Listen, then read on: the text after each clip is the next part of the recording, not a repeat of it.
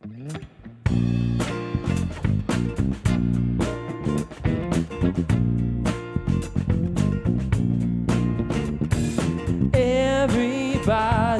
get up on your feet.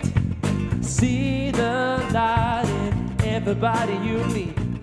Everybody, get up on your feet. See the light in everybody you meet.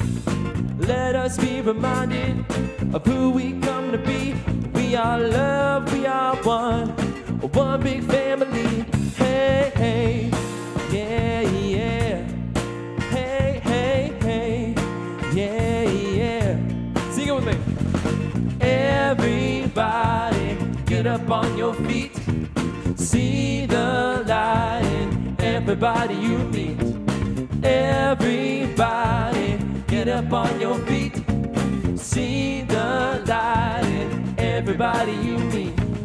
Let us be reminded of who we come to be.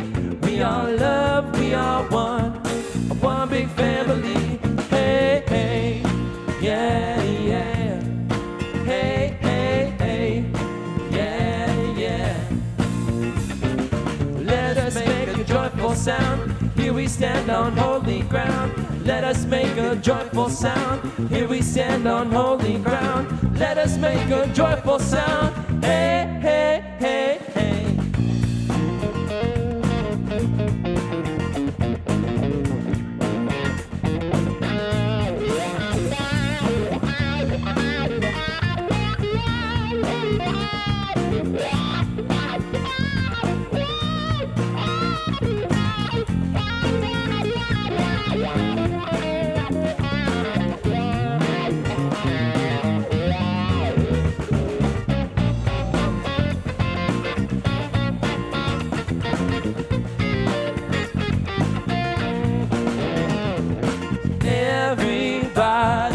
Get up on your feet, see the light in everybody you meet.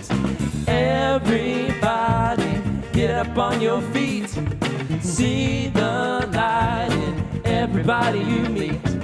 Let us be reminded of who we come to be. We are love, we are one big family.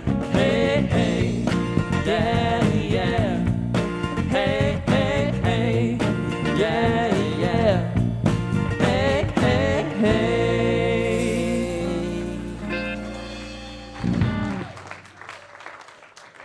Thank you to our wonderful band for that inspiring and energetic start to our day. They are great, aren't they? Good morning and welcome to the Center for Spiritual Living. I'm Chandra Farnsworth, and I'm very happy to be with you today. If you're joining us for the first time today, welcome. We are thrilled and have been thrilled to see so many new faces, as well as people we haven't seen since the beginning of the pandemic. And also, thank you to our live stream viewers. We are so grateful that you are sharing this time with us. You know, we have folks from all over the world. Last Sunday, we had a visit from one of our members who lives in London. So that was thrilling to have him here with us. And live streamers, if you love watching us online, please consider sharing us with your friends by clicking the share button at the bottom of the screen. That helps us share our services and our community with the world. If you are new here, we recognize that finding ways to connect might feel challenging. I remember when I first started, I was looking for ways to connect as well as to deepen my understanding about the teaching. So I just started taking classes, and it was a great way to meet people and just dive into all the wonderful teachings that we have to offer. So that's a good way to get connected. If you have questions about what's happening at the center and how you can get connected, please visit our website, CSLSR.org. There you'll find monthly bulletin by clicking the photo of the typewriter on the website. It contains everything happening throughout the month at our center. And if you are new and wondering what we are all about, please pick up the What We Believe pamphlet at our information table or email Linda Han and she'll send you a digital copy. We also have a thriving youth and family program, and I'm excited to announce that our teen program is now available for teens during our 11 o'clock service. Whether you have a newborn or toddler, elementary or middle schooler, or a curious teen, there is something to help your children or grandchildren get plugged into our community and grow on their spiritual journey. Talk to our youth coordinator, Jennifer Caldwell, after the service to find out more, or send an email to youth@cslsr.org. We also have many youth volunteering opportunities for you.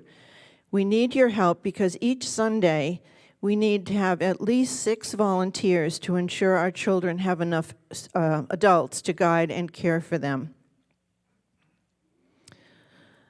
At the Center for Spiritual Living, Santa Rosa, we are motivated by a vision of a healthy, loving world.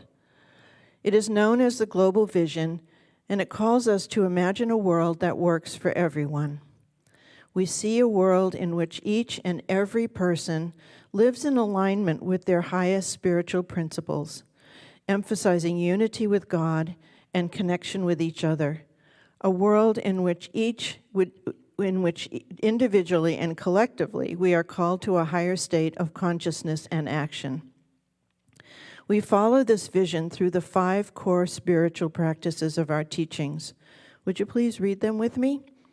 Spiritual study, affirmative prayer, meditation, selfless service, and spiritual circulation. Our center uses flowers to send messages of love and appreciation to one another.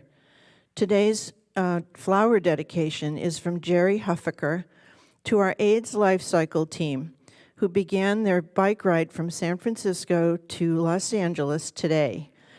Very early this morning. Yay! He says, "Greetings from the Santa Rosa Center for Spiritual Living 2023 AIDS Life Cycle team. This morning at 6:30, we rode out of the Cow Palace in San Francisco along with 2,500 other riders on our 545-mile ride to Los Angeles. We ride to end AIDS and support those who need care. We are all so grateful for your generosity and support. We love you." I know that somewhere between the music, meditation, prayer, practices, and Reverend Russ's message today is exactly what you need to experience for the next step of your spiritual unfoldment. You are welcome here. Now please enjoy some music before our short time of silent contemplation and prayer.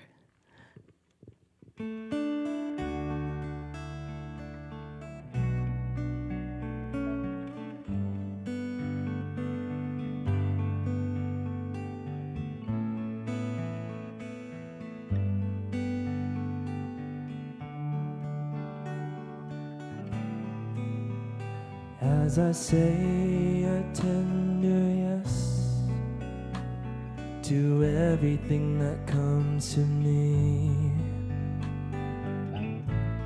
my heart is open, I am free. I open to all that is, it brings me to my knees.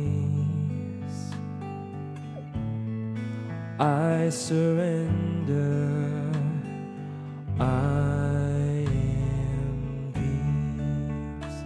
Go ahead and sing with me. As I say a tender yes to everything that comes to me, my heart is open, I am free. Open to all that is, it brings me to my knees. I surrender, I am peace.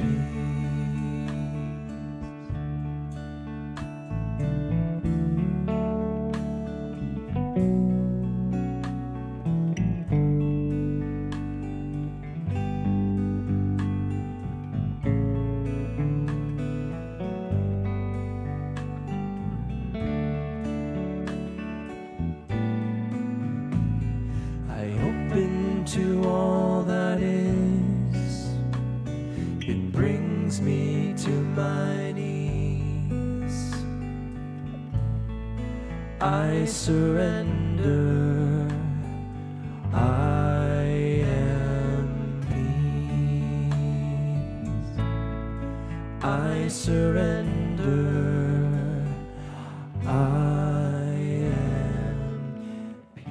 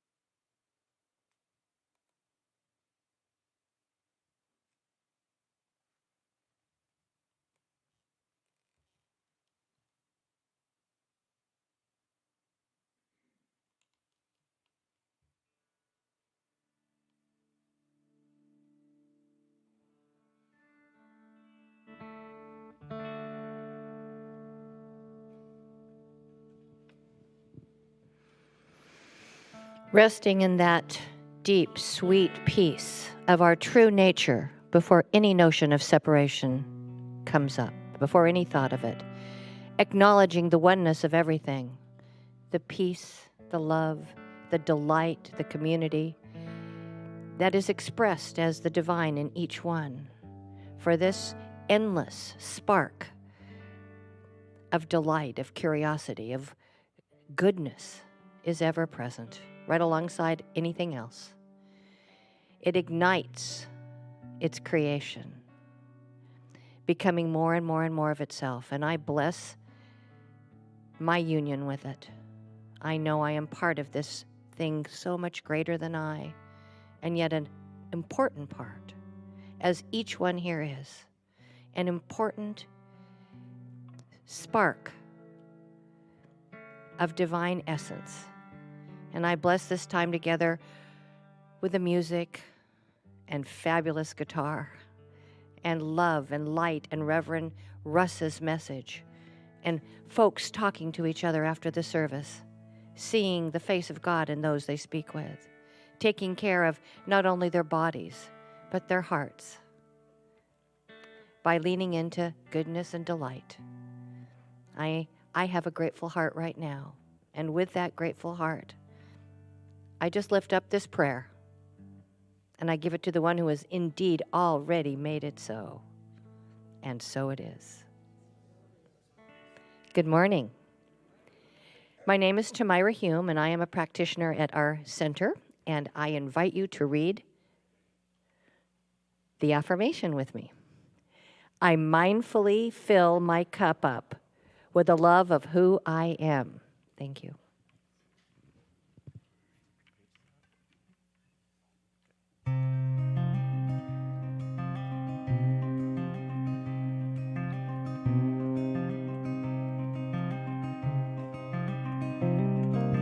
On a getaway to a distant land, reality's written in a different hand. Still you recognize the call of graffiti on the temple wall. Scrawled on the bricks and mortar, it's calling you away, dissolving all your borders to recreate your field of play.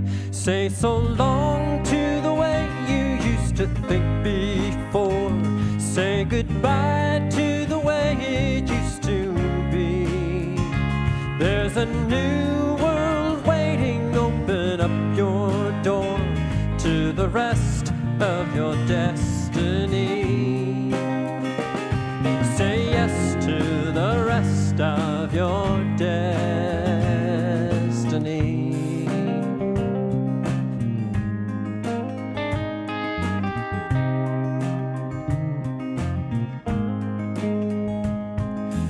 Look out, here comes a brand new plan. Folks at home will never understand how this land got a hold on you. Can't explain it, but you know it's true. This place feels like a good friend. You'd think it would feel strange, and yet you're not afraid to let your whole life change. Say so long to the way you used to think before. Say goodbye to the way it used to be. There's a new world waiting. Open up your door to the rest of your destiny. Say yes to the rest of your destiny.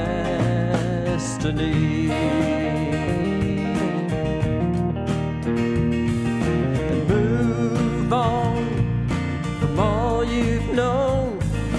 Move into the great unknown. Say so long to the way you used to think before. Say goodbye to the way it used to be. There's a new world waiting. Open up your door to the rest of your destiny. Say yes to the rest. It's all for the best to be blessed with the rest of your destiny.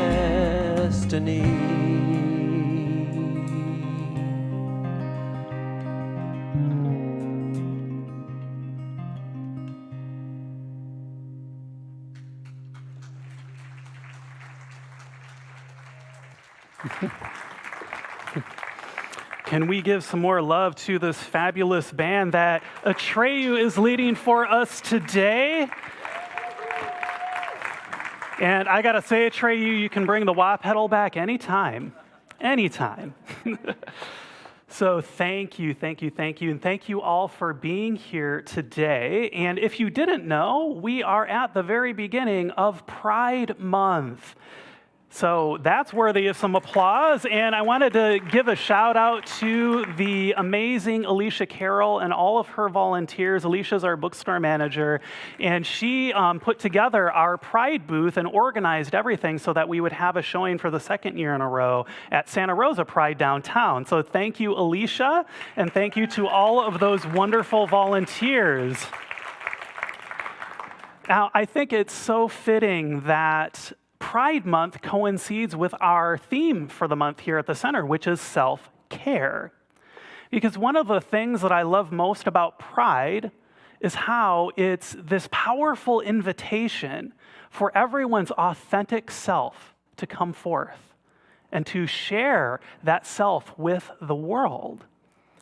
It's an invitation for us to all move beyond any fears that we might have about what we don't know or what we don't understand into a world that's rooted in love, compassion, and inclusion. And there's this really great quote. Thank you, Jeff Basham, for sharing this quote with me yesterday that I got from Pride that I think sums it all up. And he heard that someone said that we should treat everyone like they're God in drag.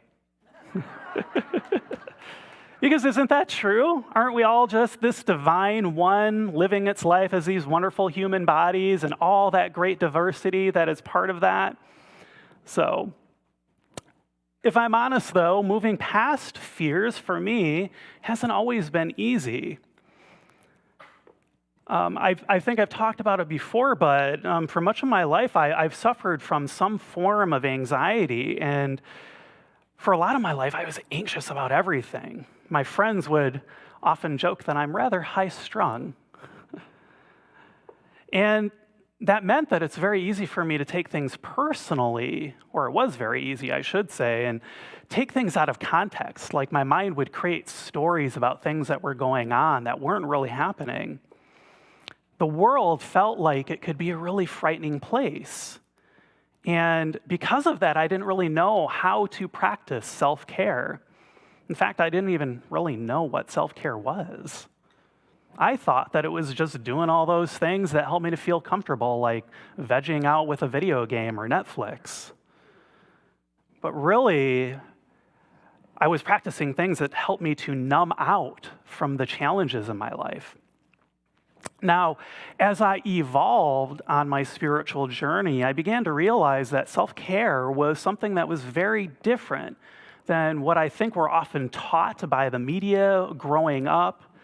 You know, our society tells us that self-care looks a certain way, and I want to challenge that a little bit. And French philosopher that many of you have probably never heard of, named Guy Debord, shared in his book, The Society of the Spectacle, that many of us grow up with this idea that we have to crush ourselves in a job that we don't like just so that we can support those periods when we're not working, typically through an all too short vacation or through retirement.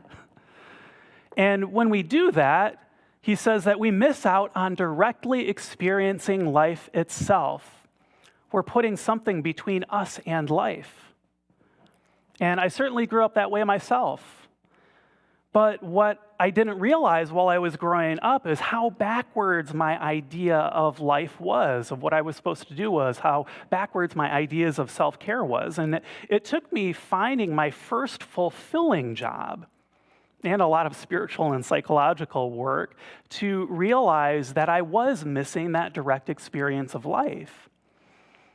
And what I was really missing, what I found out, here's the cool part, is that I was missing out on my relationship with my inner authentic self.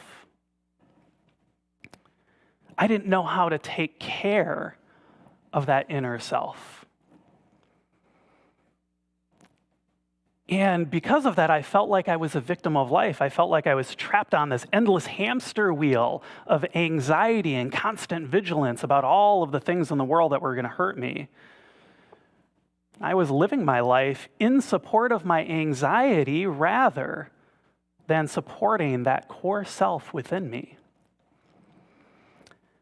So as I started to gain some access to that wise inner self through spiritual practice, through spiritual education, I noticed that my life started to shift for the better.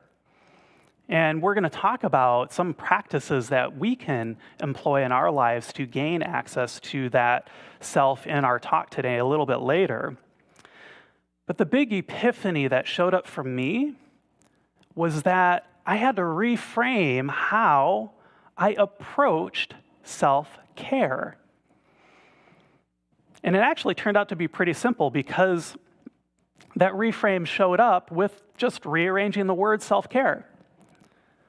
Turned into care of the self.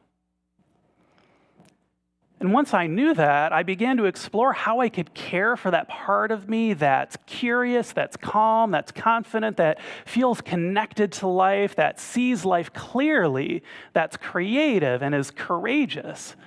That part of me that roots everything that it does in compassion. And this is a part of us that's the very core of our being. And that's good news because it means we don't have to get anything. We already have it. It's already within us. We just tend to cover it up because letting that self come out and be in the world, it can sometimes feel pretty scary. And I think it's scary, and I know it was scary for me, is because a lot of us don't grow up with the tools to build that positive relationship with ourself, to care for it. Because life can be challenging, that sometimes means that we can put walls up between us and life so that we feel a little bit more safe. And for me, I forgot how to be in touch with that self that was with me my entire life because of how my anxiety, my fears of the world and all the scary things in the world had forced me to cope with that by building walls, by putting up a facade of who I thought I was supposed to be so that I'd make everyone else happy and they wouldn't come back and bother me. Because I often move through the world reacting to the world through my defenses, through these barriers, these masks that I put up, oftentimes it would feel unsafe when I noticed myself or someone else in their authentic self-energy. It's the kind of energy that my defenses, it turns out, were trying to hide away because they didn't trust that. It felt unsafe to be in the world that way. Perhaps you've noticed, and I'm saying this as an example without any judgment, sometimes you might see an adult who shuts down a child who's just expressing their playful imagination, a child who's in their self-energy, because it doesn't feel safe to that adult. Because perhaps that adult learned that that compassionate, kind, curious energy is not safe in the world. Or perhaps, and I'm going to own up to this myself, maybe you've been having a bad day and maybe you felt a little resentment towards someone who was really in their compassion and their curiosity about the world. Anyone want to fess up? I'll fess up. Sometimes it doesn't feel safe because it feels unknown. It feels not like something that we've experienced before. But the more that I learn about my own inner self, the more I find that what is most effective for me as a stress reliever, that thing that we're looking for when we're doing traditional self-care, is that I am able to create spaciousness in my mind to simply allow myself to come through. That self coming through actually leads to stress relief for me.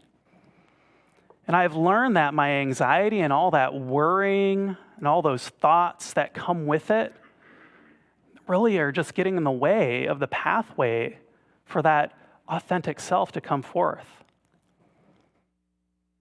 And so that anxiety meant not having a direct experience with life and living my life through the lens of my anxiety.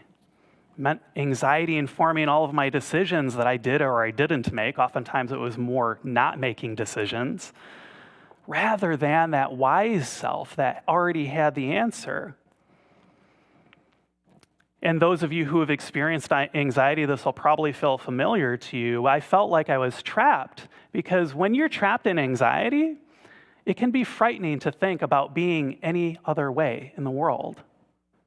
My anxiety thought that it was protecting me from the world by keeping me constantly alert, constantly vigilant to all the perceived threats of the world. And the idea of letting go of that anxiety would actually produce more anxiety. Hamster wheel. But then things started to shift as I found my way into spiritual practice, and I'll tell you a story. When I was in my first real IT job, it turns out that a month into that job, I was laid off because I started that job a month before the economy crashed in 2008. And I got to tell you, that layoff really amped up all of my feelings of anxiety, my feelings of worthlessness. The good news is, a month later, they rehired me because it turns out one of my coworkers decided not to show up to work for 3 days and didn't tell anybody about it. So his loss, my gain. But even though I got that job back and I was grateful to be back in that job, boy, oh boy, my anxiety level was up to here. And anytime I would see my boss talking to his boss, the wheels of the gears in my brain would start going and being like, are they going to fire you today, Russ? That's probably what he's talking about. You better be vigilant and watch out. They're going to fire you today. Uh-oh, better watch out. Over and over and over again. And my mind would get so creative about all these things that weren't actually happening. And I pushed myself to excel because I thought that if I was perfect in the way that I showed up with this job, even if it destroyed me and caused more stress, that then they couldn't have any reason to fire me again. So, needless to say, I was super stressed out. And I didn't have very much access to that self-energy. That self-energy that could have brought me some calm, that might have told me that, all these stories that my mind were making up are probably not grounded in reality. I also wasn't open to possibilities the possibility that there might be a better job for me, because I was so worried that I was going to lose the one that I had. And so I spent years there toiling away, just feeling unfulfilled. So then one day, while stuck in traffic, having just learned how to do spiritual mind treatment, which is the form of affirmative prayer that we practice here at the center, I decided that, you know what, I'm going to go into prayer to get a new job. And by the way, if you're ever stuck in traffic, that is a great time to pray, because what else are you going to do? And so I prayed for about 30 minutes because I was stuck behind a train. And living in Chicago at the time, if you're driving into Chicago and you don't know, sometimes it'll just be train after train during rush hour that keeps going by until you get to go anywhere. And so I'm praying and I'm praying, and I'm getting the juices going through that prayer. And my prayer was for a job that felt fulfilling.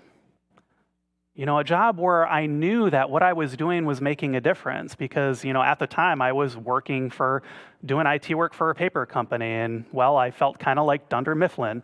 So it was time for something new. And so I prayed and I prayed and I prayed. And, you know, I was looking for a job that paid me more money, that had better benefits, a job that was in Chicago so I wouldn't have to commute out to the suburbs, and where I could take public transit and all of these things. And underneath all of this prayer, there was this blossoming of self that started to come forth. Because in that moment, I was caring for myself through the spiritual mind treatment. And because I was opening up to that self, well, the next steps started to make themselves known to me in that prayer. And I found that my self knew that, okay, well, I need to put a resume together. And you know what? I feel good about that, because look at all the good work that I've done in this job now that makes me really attractive as somebody to hire. It gave me motivation to look at all of the job listings to see what's available. And it actually started this shift in my life, started to turn things around. And I'll talk about that in a little bit. But I noticed that the more that we care for ourself, that inner wise self, the more our practice of self-care itself evolves. The more we're in touch with ourself, the more that it actually starts to tell us what it's needing. And the more that we give it what it needs, the more it feels safe to come out and to help and guide and enhance our life. And all of this leads to us having a more direct experience of life. We're able to live a life that's unfiltered by our fears. We're able to live with joy and with compassion. So this is why I start self-care with care for the self, because it helps everything else become easier in my life. No matter what the challenges are, everything becomes easier. The things that were hard, that might have pushed me into my coping mechanism, suddenly feel less challenging. They feel less stressful. And myself then helps to navigate stressful situations and stay in this feeling of safety, regardless of the challenges that are going on in my life. It's able to put together the puzzle pieces of my life far better than all those defensive parts that are just constantly vigilant with the world. And it can do that because it's able to see the big picture. I notice too that self is so courageous. And this is why I'm always inspired by Pride every year. Because in this oftentimes violent and frightening world, boy, oh boy, doesn't it take so much courage to show up as your authentic self? Regardless of what others might think. I'll also say that I've noticed that it takes so much courage to open up to self and how it wants to express with others. You know, us opening up to the self that we see in others, that takes courage too. Now, to conclude my IT job story, because I was able to access that inner self that was courageous, and it helped to push me into looking for a new job. Well, about a month after I spoke that spiritual mind treatment, while, again, I was stuck driving home on a commute, I got a call from a recruiter. And it turns out that recruiter was recruiting me to work at Chicago Public Schools. And it turns out he was offering me exactly what I had prayed for in my spiritual mind treatment. You know, it was a job where I would be working in a fulfilling trade, you know, helping teachers and kids be more successful in the classroom. And it was in the city. I could take public transit, and it certainly paid me more money, too. All of that because I allowed and I took that chance for myself to come out and to allow it to blossom.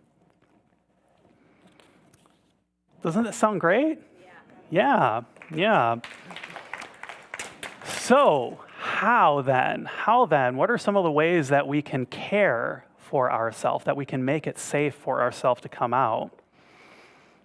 Well, I've noticed that it starts with us just building a better relationship with ourselves and building a relationship, too, with those parts that try to protect it. Because those parts that try to protect it, they're not malicious. They might just not know a healthy way to do that for us.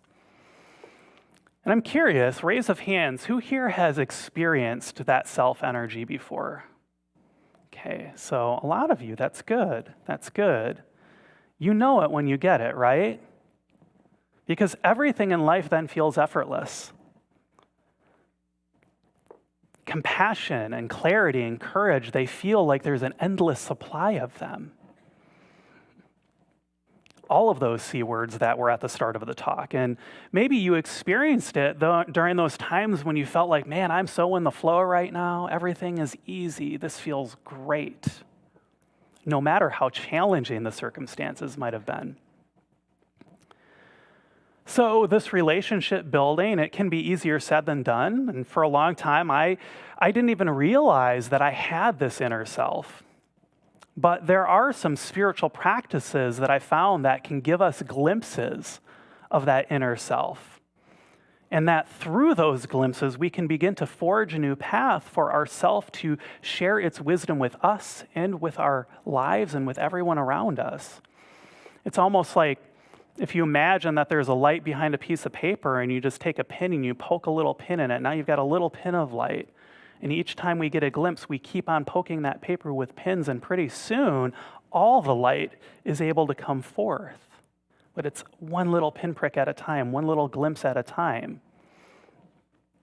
So as you heard, spiritual mind treatment is a great way to do this, and we've got lots of classes here to help support you in learning that. And I notice that when I'm doing spiritual mind treatment, I'm looking at our practitioners in the audience today, because I know you're all going to agree with this too. I've noticed that when I'm in a really great affirmative prayer, sometimes it feels like something else is praying me, right? And that's the self. That's the self speaking that spiritual mind treatment. And in those moments, I can simply become aware of that part of me that's actually doing the prayer. And when I do become aware of it, I become aware of its loving kindness, of its compassion. Mindfulness meditation is also a really great way to cultivate a relationship with that inner self. And traditionally in mindfulness meditation, what we do is we focus our attention, like a flashlight, onto something concrete.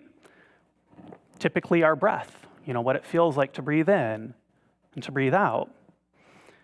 Sometimes you might focus on like a candle, or even just focusing on nature.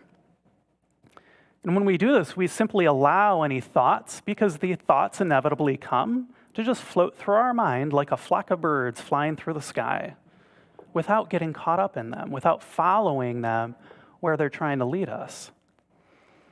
And the idea is that we become more aware that we, our inner self, our true authentic self, are not our thoughts.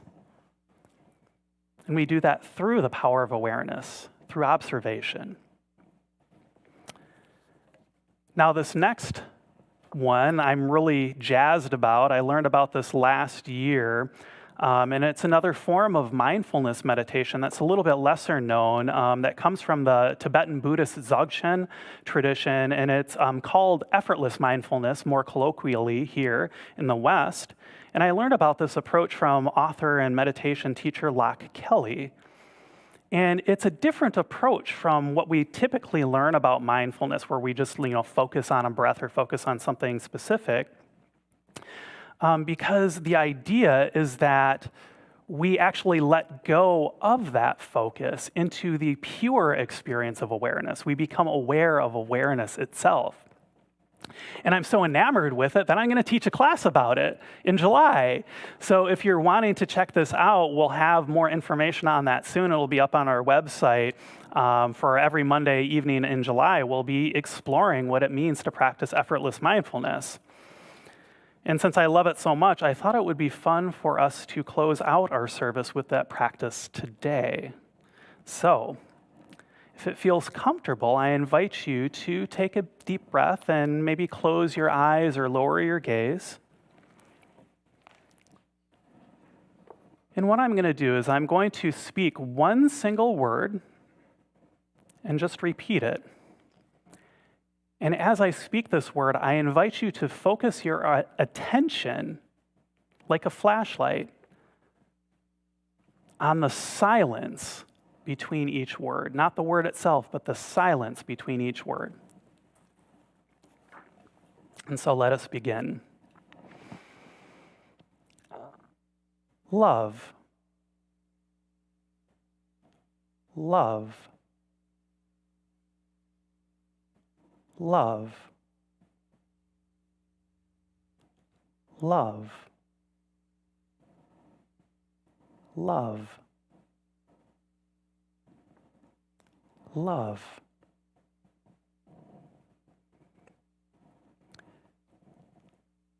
And now I'm going to repeat this word again, but this time I invite you to become aware of the part of you that's aware of the space between each word. Become aware of that part of you that is aware of the space between each word. Love. Love. Love. Love. Love. Love.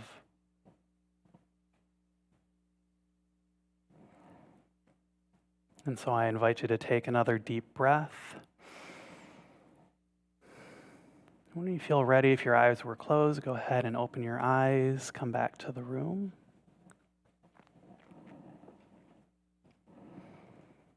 How are y'all feeling?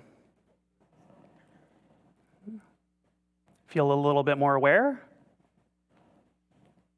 Yeah.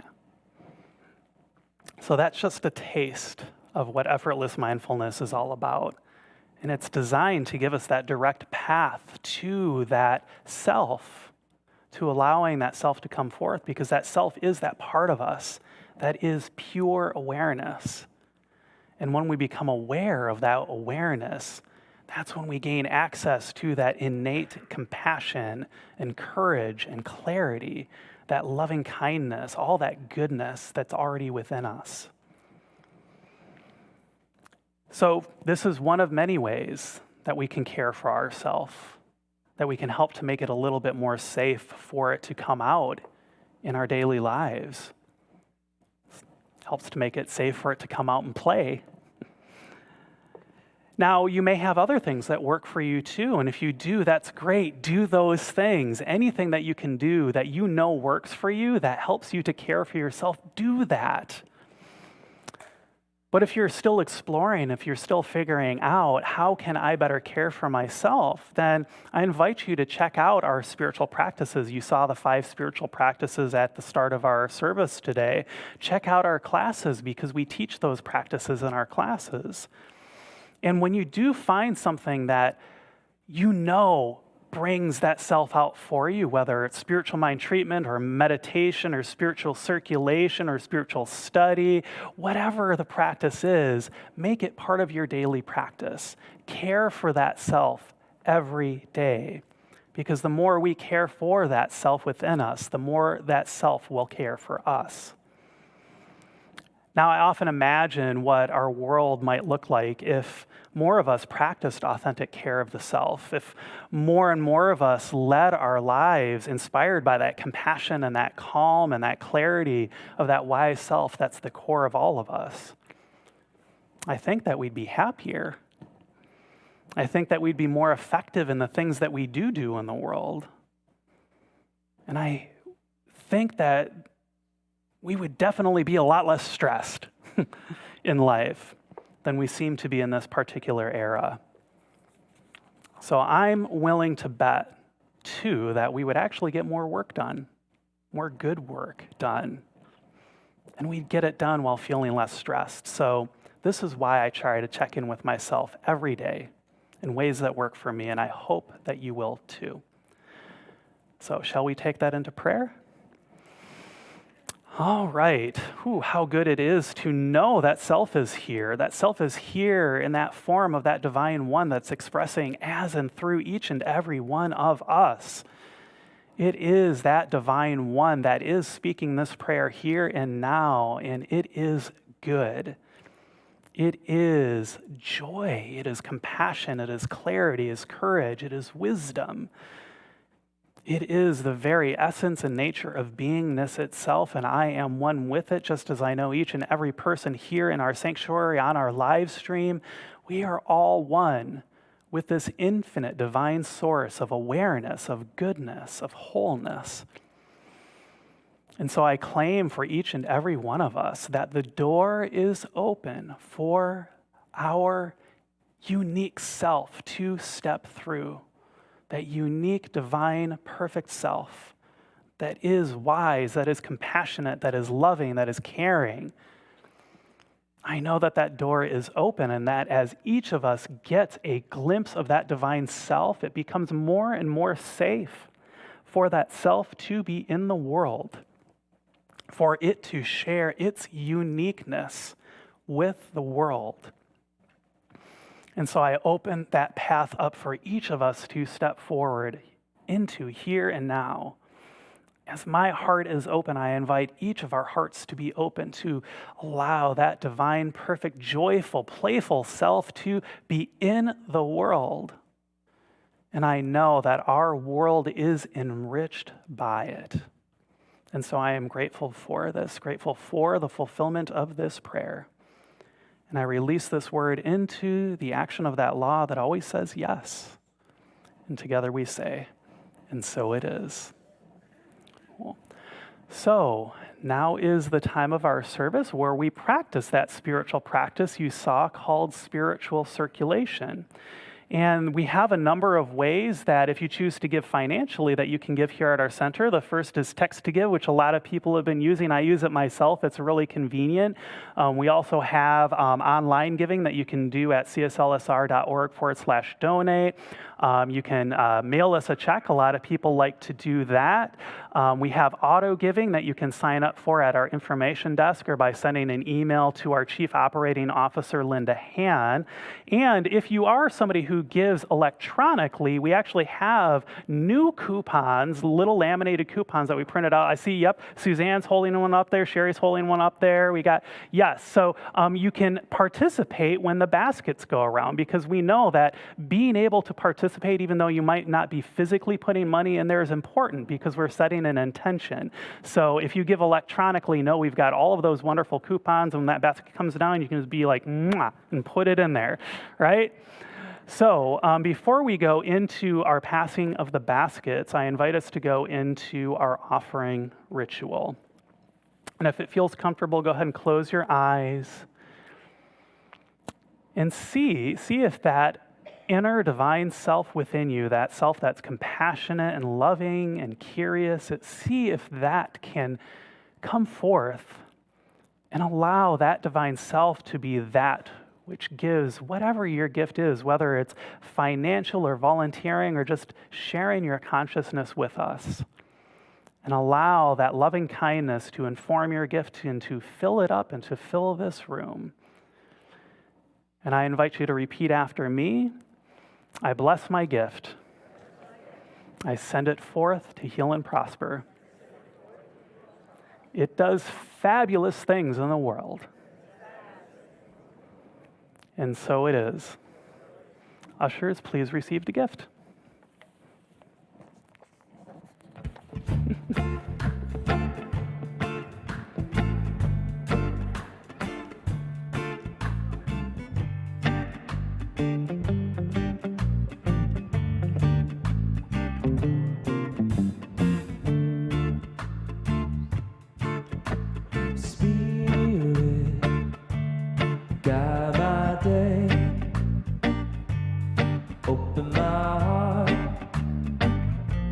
To live your way,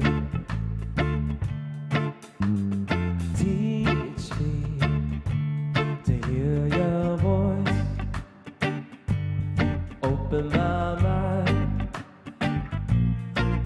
to the freedom of joy. Spirit, guide my day, open my heart to live your way. Teach me to hear your voice. Open my mind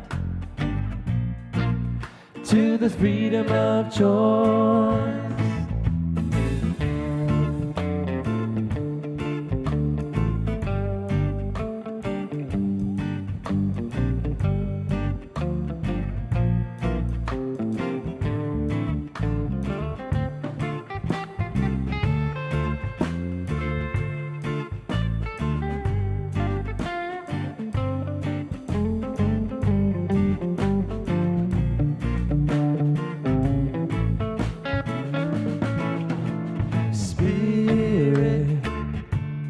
Guide my day,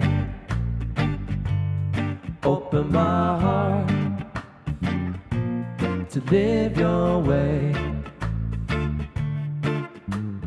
Teach me to hear your voice, open my mind to the freedom of choice. Spirit.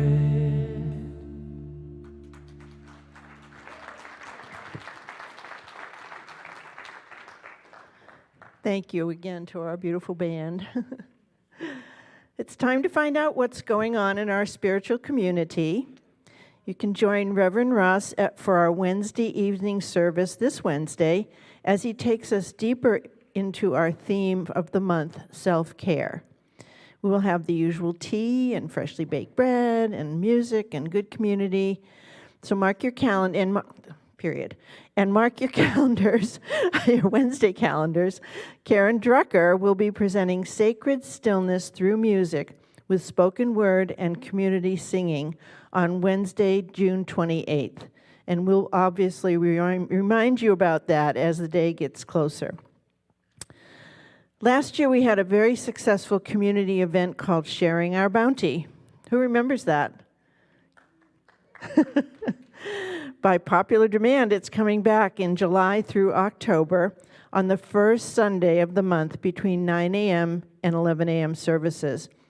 Many of our amazing gardeners and bakers share their wonderful creations with us, and we hope you'll join us in July. And if you don't have anything to bring, that's okay too. Everything is free to take home with you.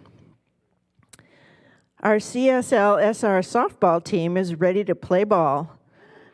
Woohoo! Thank you to everyone who helped out with the barbecue fundraiser last week, maybe it was 2 weeks ago, I think. Starting tomorrow, June 5th at 7:40 p.m., our center's team will be playing at Northwest Community Park here in Santa Rosa. You can get the address and schedule on our website, and we have a schedule of their games printed out at the information desk for those who are here in person. Also back by popular demand are spirit walks. Join Reverend Russ on Saturday, June 24th at 10 a.m. at Riverfront Regional Park for a nice walk around the lake.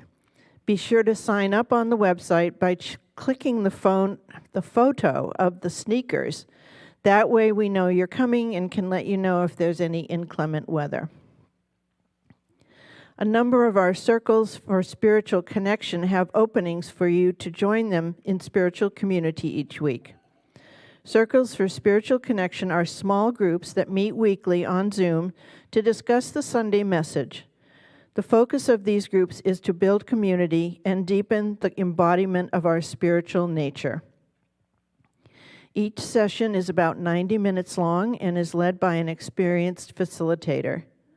You can sign up and get more information on our website by clicking the photo of the drop of water. And now I'd like to invite Reverend Tara up for a special announcement about her upcoming class, the Essential Earnest Homes. Hey, good morning. Come Thursday, I'm talking about the Essential Earnest Homes with you. It's going to be a conversation. And I've been working on an 8-week version in contrast to the 10-week version that we've usually been doing. In that process, I learned that, yeah, it's about earnest, but even more important, it's about what's essential to you. What elements of this teaching make a difference in your life? So I invite you to join me. It's only on Zoom because that's just easier for a lot of us to do. And now I need you to especially pay attention to registration. If you register by 12:15 today, I promise that you will get a binder with the workbook printed out before you leave the center, so long as you stay till about 12:30. So if you want to register today, you don't have to worry about getting your binder some other way. If you register by the end of the day tomorrow, you can pick it up in the office at the center Tuesday or Wednesday. And if you don't register by Wednesday, maybe I'll see you next year because registration closes this coming Wednesday and the class starts at 6:30 on Thursday. So I'll be outside. Please come and ask me anything you want to know about. Thanks. Thanks, Reverend Tara. That sounds like a good class. So before we close our service today, I'd like to share a video from our June nonprofit partner, the Redwood Empire Food Bank. We also have Shayna Davis from the Redwood Empire Food Bank visiting with us today in the social hall. Shayna is a hunger relief worker and development associate with the food bank. And she'd love to have you come and say hello to her and learn more about the work that they're doing. So we'll see that video now, and have a good week. Hello, members of the Center for Spiritual Living in Santa Rosa. I'm David Goodman with the Redwood Empire Food Bank, and we want to thank you for selecting the Redwood Empire Food Bank as one of your 2023 nonprofit partners. The reason that the Redwood Empire Food Bank is here is very simple. Every day people wake up and they're hungry, we can help them, and we do. However, what we do and how we do it is surprisingly complicated. We've created a short little video that we would like to share with you to show you what it is we do. At the Redwood Empire Food Bank, we have something we call a perfect serving. What it takes to have a perfect serving are 4 elements. One is that we need financial donations. Because we need to fuel our trucks, we need to cool our food, we need to pay our dedicated staff, we need to pay insurance, just like any type of organization and any type of business. We also need food donations because we are the Redwood Empire Food Bank, and without food, we are entirely irrelevant. We also need members of our community to contact our legislators and advocate for effective public policy that will help the people we serve. And finally, we need volunteers, because without volunteers, we can't get the food out.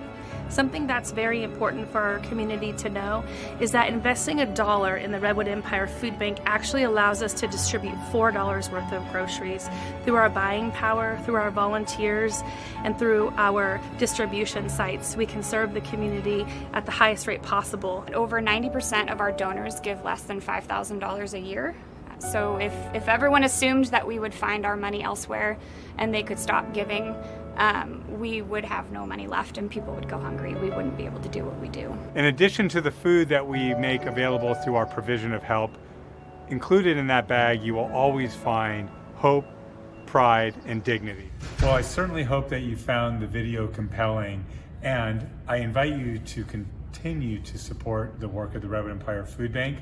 You can easily do so by going to refb.org, where you can donate food, you can donate funds, or you can volunteer your time. Thank you very much. Thank you again to Redwood Empire Food Bank for all the good work that you do, because what an example of that divine inner self when you can turn $1 into $4, right? How cool is that? So, all right, before we close out our service, I want to invite you to our after-service prayer offerings. If you're wanting to have a deeper experience of that self, our spiritual practitioners, our prayer practitioners can help you with that. So here in the sanctuary, you can go to the table over in the corner there and be guided to one of our prayer practitioners. We also have Zoom prayer for those who are watching online, and you can join our Zoom at that link, and one of our prayer practitioners will pray for you and help you to access that inner divine self, because I know sometimes it can be hard. Sometimes my stuff gets in the way. So please take advantage of that, because our prayer practitioners love, love, love praying with you.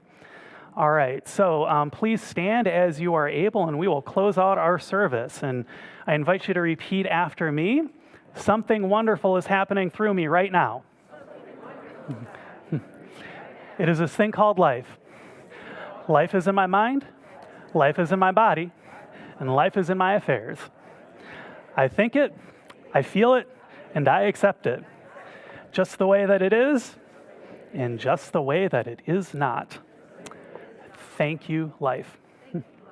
Please know with me that you are never alone, that Spirit is right where you are, that you have only to look within at any moment to know that you are guided, sustained, and inspired by a presence that expresses itself as you in this world.